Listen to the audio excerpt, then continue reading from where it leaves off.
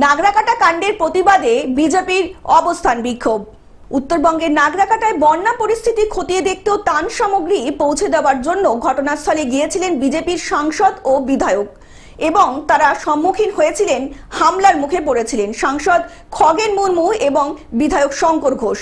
সাংসদ এবং বিধায়ককে মারধর করে তাদের রক্তাক্ত সেই ছবি সোশ্যাল মিডিয়ায় রীতিমতো ভাইরাল হতেই রাজ্যের রাজনৈতিক অঙ্গনে চাঞ্চল্য সৃষ্টি হয় এবং আরও একবার রাজ্যের নিরাপত্তা ব্যবস্থা নিয়ে প্রশ্ন তুলে বিক্ষোভে নামে বিরোধী শিবির বিজেপি।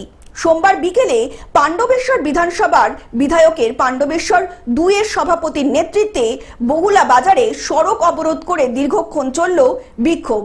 বিজেপির কর্মী সমর্থকরা দলীয় পতাকা ও প্ল্যাকার্ড হাতে বিক্ষোভ প্রদর্শন করেন। বিজেপির পাণ্ডবেশ্বর মণ্ডল 2 এর সভাপতি বেনুধর মণ্ডল জানান, পশ্চিম বাংলার দিকে যে রোহিঙ্গিয়া রাজ চলছে তা বরদাস্ত করা হবে না। সাংসদ এবং বিধায়ক নিগ্রহের যদি পূর্ণ বিহিত না হয় পরবর্তীতে আরো বৃহত্তর আন্দোলনে নামবেন বলে জানালেন সভাপতি বেনুধর মণ্ডল।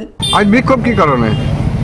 দেখুন, আমাদের যেভাবে আমাদের এমপি এমএলএকে যেভাবে হত্যা করার পরিকল্পনা ছিল এবং ওইখানকার পুলিশের সামনে একটা বলুন তার সিকিউরিটি আছে, তার ফোর্স থাকা সত্ত্বেও যেভাবে তার উপর হামলা করা হয়েছে তার অপরাধ কী ছিল?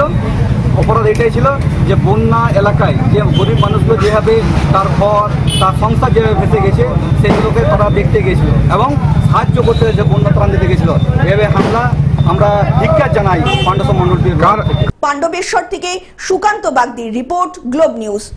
এখন থেকে গ্লোব টিভি দেখুন আপনার স্মার্টফোনেও। গুগল প্লে স্টোর অথবা অ্যাপল স্টোর থেকে ডাউনলোড করুন গ্লোব টিভি লাইভ অ্যাপ। এছাড়া জিও টিভি অ্যাপ থেকে দেখুন গ্লোব টিভি লাইভ।